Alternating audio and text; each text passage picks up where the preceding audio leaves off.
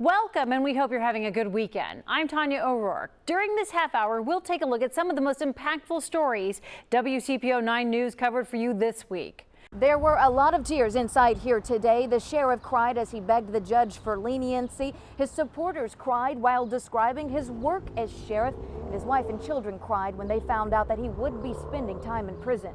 It will be 3 years before Charles Reeder is free in public with his family again. Your Honor, please do not send me to prison.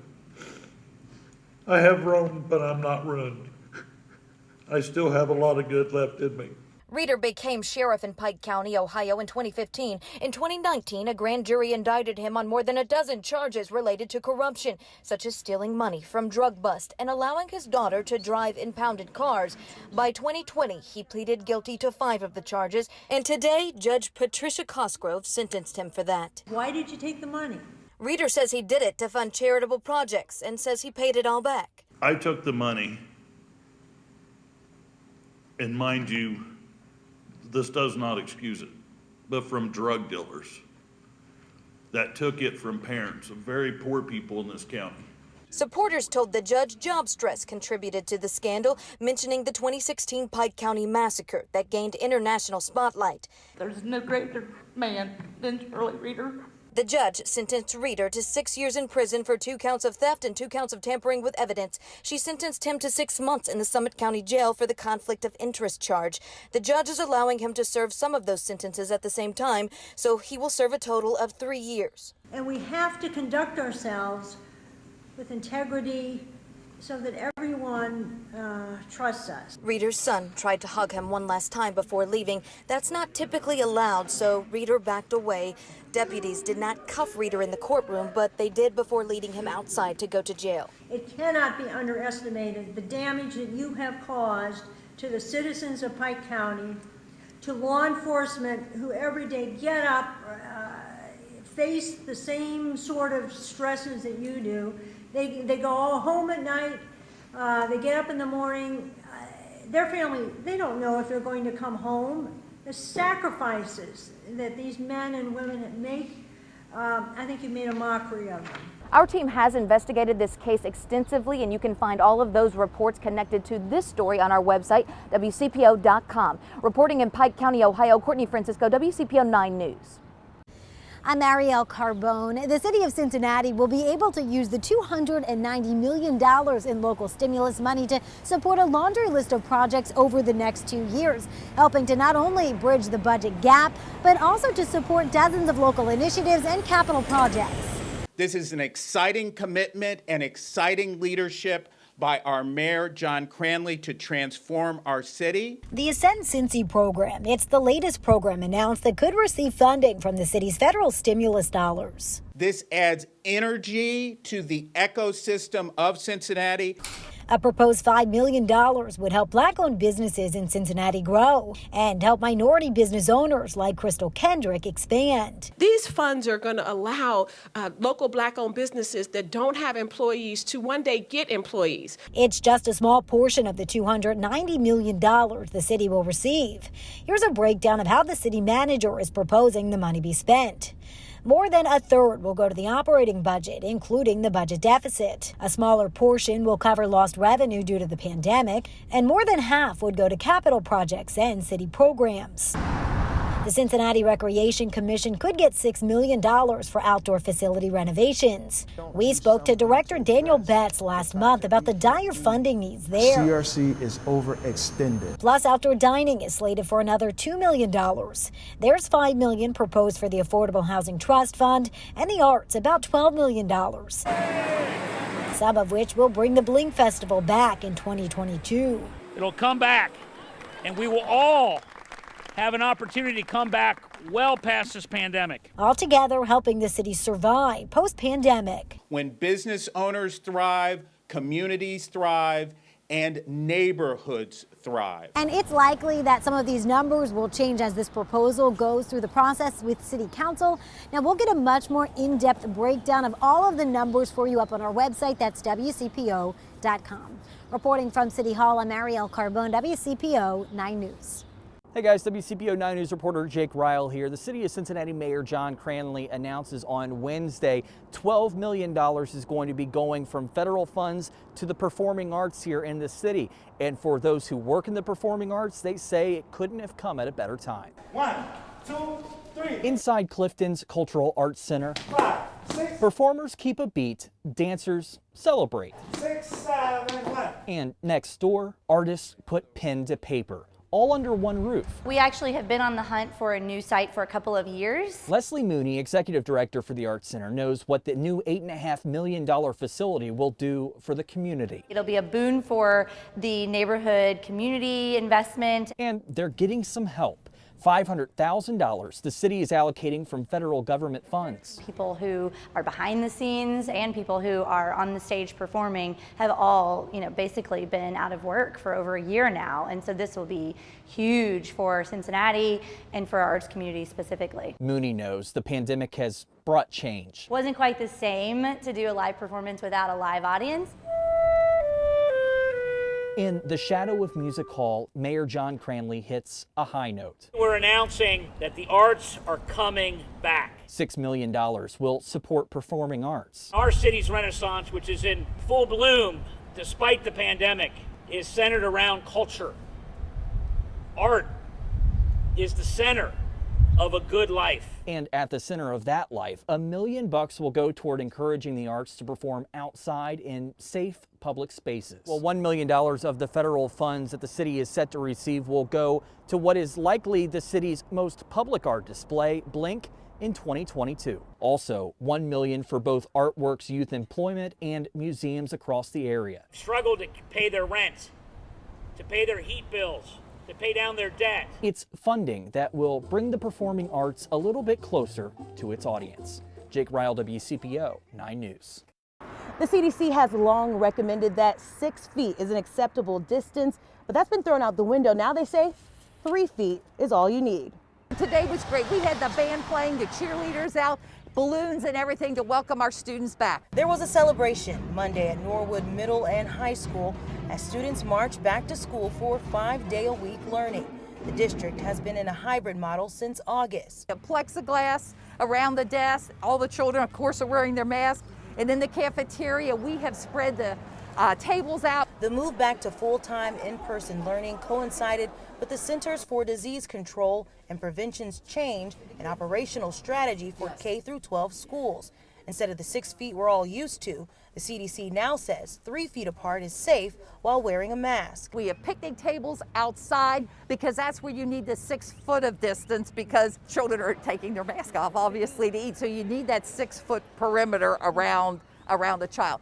Another district using the 3-foot rule is Lakota Local Schools. Staff and students there have been back in the classroom full-time since August. So we try and do 6 feet when possible, but that's, in a class where we have the majority of our students back, 75% of our students are back and in the buildings. It's not always possible. She says 3 feet is working because numbers of cases are down drastically this semester. It's been very, very little, if any, spread. We have 23 buildings, and when the state was seeing the spikes after like Halloween and Thanksgiving, our numbers obviously increased as well. But we were able to trace a lot of those back to out of school activities. Both districts say it's refreshing to have students back in the classroom for good. This is starting to feel like normal again, so we're just so happy. In Norwood, Whitney Miller, WCPO 9 News. Up next, a local soldier who was shot down by the Nazis. He escaped being captured thanks to a Dutch farmer. How that farmer's family has now reconnected with that local vet. About a year and a half ago, World War II veteran Bob Doolin shared his story of crashing in a B-17 during World War II, his survival while evading capture, and his time spent in a prisoner of war camp. Since we last spoke, he made a pretty incredible new connection tied to the family in the Netherlands who helped him hide out after that crash. Well, all hell broke loose. We lost number 4 engine to anti-aircraft. World War II navigator Robert Doolin, known to most as Bob, is reading from a journal he kept during the war. One of them exploded in the back of inside our airplane and seriously wounded man in the back. That anti-aircraft fire would lead to his pilot crashing their B-17 in the Netherlands. This is a photo of Bob's actual down plane. I just wanted to get as far from that airplane as possible, and then maybe hook up with the underground, the resistance. He and the surviving crew headed south and eventually ended up at this farmhouse. We slept there on the floor, and the next morning he gave us civilian clothing. It's, I think, very amazing that he was able to stay and be aided by the family. Lenny Van Doren is the great-granddaughter of Albert Van Os, the farmer who helped hide Bob Doolin along with other Allied service members, trying to avoid German capture. There's not that many people anymore alive that can really tell me something from their own perspective about those days. Like many family members, Van Doren wanted to know more about the great-grandfather she'd never met, yet heard amazing war stories of helping others. The fact that you would hide people in your own home, knowing also the risk that that would have for yourself, but also for your family. Her research led to this United States Army document, which acknowledges her great-grandfather's efforts to help those evading capture. Among the men on the list, Robert Doolin. She searched Robert Doolin's name online and came across a story on WCPO.com. I think it's through work like you're doing that I was able to find Mr. Doolin and to have this amazing opportunity. I couldn't believe it. I mean, she found me because of she saw a broadcast. The two had the chance to speak over FaceTime, and she sent Bob a birthday card to celebrate his 104th birthday. They helped me so much at great risk. It was unbelievable. I must admit that still for me, our encounter has been very special. It's something that I will never forget. Lenny's great-grandfather received the Medal of Freedom for his actions that ended up nearly costing him his life. He was arrested. He was sentenced to death. He was sent to several camps in Germany. But miraculously survived the war. For Bob and others, it was a heroic act. Oh, it was an unbelievably brave thing to do. They don't really see themselves as any heroes. They actually see the people that came to aid them as the real heroes. They were the ones that dared their lives to save us from the Germans. So I think this story has two sides. It certainly does. Heroes on both sides. And there's much more to the story, and of course my original story on Bob and his crash landing, the time he spent in the famed Stalag Luft III prisoner of war camp as well. You can read all of it right now over on WCPO.com. The pandemic has created all kinds of challenges for students and schools, but technical career schools have faced an extra obstacle because of their emphasis on hands-on training. Butler Tech has found a way around that with what it's calling an education revolution. Now WCPO 9 News reporter Josh Bazan shows us why school officials say their model is one other districts should follow. I'm Josh Bazan. Like many schools, Butler Tech has had to adapt and adjust during the coronavirus pandemic. We'll take a look at how career tech education has been impacted and why Butler Tech says its model is one other districts should follow. One of my favorite pieces I've done. For 12th grader Angel Robinson, owning all the silliness about myself. The graphic design program at Butler Tech is a way for her to embrace her identity and share her story. And I thought it was just a cool way to be diverse and share more about myself. One of the main reasons she chose to attend Butler Tech is the school's unique approach to learning.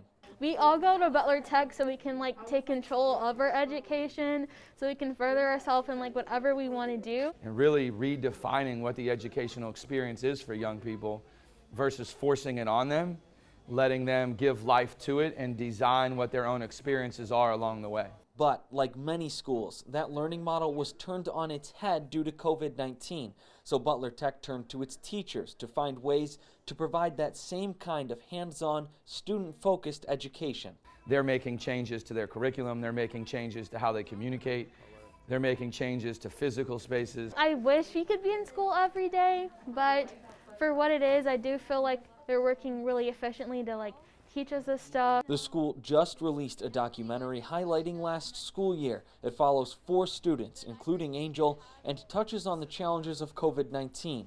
It also breaks down Butler Tech's approach to education, hoping other schools will follow its lead. The work that we do at Butler Tech is only impactful if it spills over and starts to be a multiplier, if you will. In Fairfield, Josh Bazan, WCPO 9 News.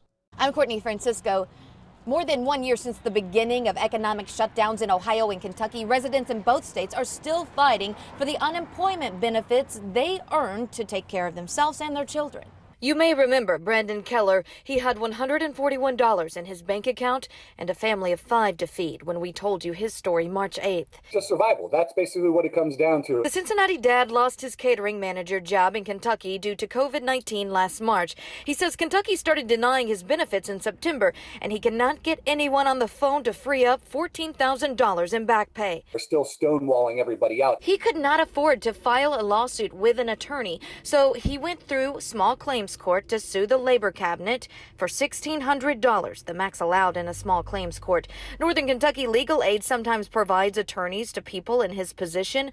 No answer there either until we aired his struggles. They did apologize. They said that they have some new people there that they were able to help me with my case, so they went ahead and they reached out to unemployment for me. Mary Faith Colon is 66 and fears working during a pandemic.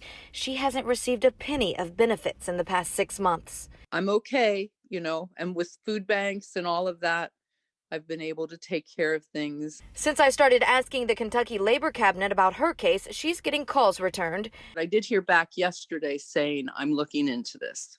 So I really appreciate the help she's given me, if nothing else, in clarity of what I could do. She says her vaccine will soon kick in so she can return to work. She says stimulus checks helped, and Keller agreed. We've got enough to make it through to probably about, I'd say, July, and then we're into the same issue we ran into again. His small claims court date is April 14th. He thinks Northern Kentucky Legal Aid could possibly obtain the full $14,000 by mid-April. I'm still waiting for the Northern Kentucky Legal Aid Office to respond to my calls. The Unemployment Office in Kentucky says it cannot comment on pending court cases. Governors in both states, Ohio and Kentucky, have not responded to multiple requests to discuss.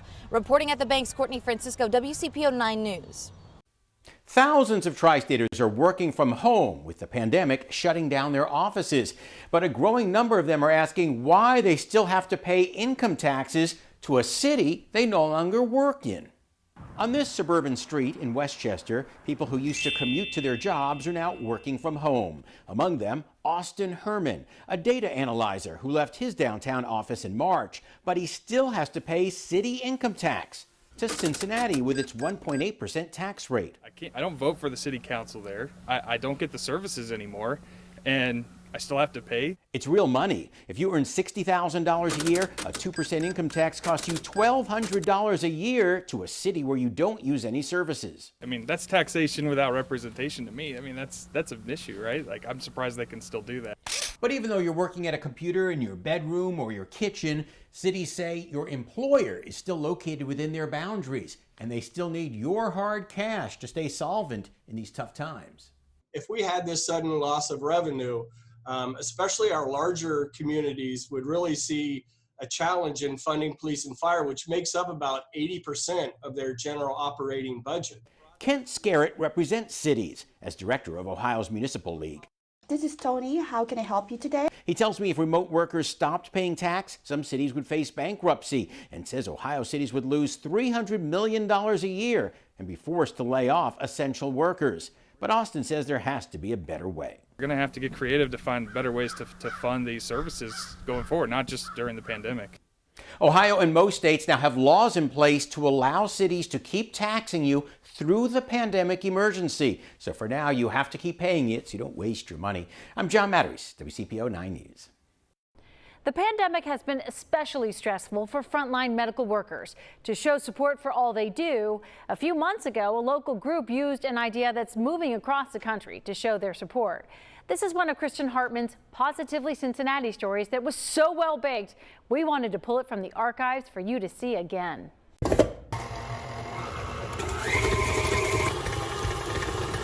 There's no dough in this dough. Just the possibility that when it becomes a batch of cookies, the sweet treats will make folks smile. It's what's motivating this mini bagging brigade. We found them in a garage in Sims Township.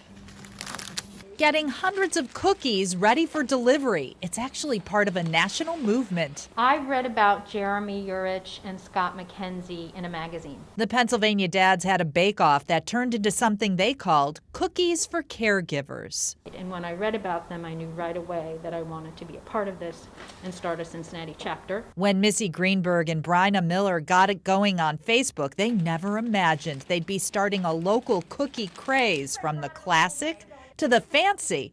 Just 5 weeks in, they have 175 bakers. Those volunteers bring the cookies to them, and they package and box the goodies for frontliners and essential workers across the tri-state. These are going to Children's Hospital Anesthesia Department tomorrow. They say they're spreading joy one cookie at a time and showing all those people who've taken care of patients and kept things going how valued they are. Gives me joy because when we deliver, we see the smile that it brings to people, and they're just so thankful to be acknowledged. The little sweet treat. Right, a little sweetness. It's sweet for them, too. For me, being in the kitchen, having that time is my therapy. So, Missy, is it your spoonful of sugar? Yes, yes, yes it is. In tough pandemic times, it's something fun and good to do all at once. Perhaps that's why their baking ranks, that's me in my own kitchen, grew so fast. The baking boom makes for brisk delivery time. We watched as they loaded up, and then we joined them at a dental office drop-off. All your hard work. Thank you so much. It means a lot when other people appreciate you. It makes you want to do it more. It makes you want to do your best. Even though we're in the dental field, we love sweets. Absolutely. Just brush your teeth afterwards. Yeah, right? That was Kristen Hartman reporting. The Cookie Ladies told her donations would really be helpful as they buy all the labels, boxes, and bags for the cookies as of now. That's our look at some of the stories that we brought you this week on WCPO 9 News. We'll have you covered this weekend on Good Morning Tri-State Plus at 6 and 11. I will see you Monday.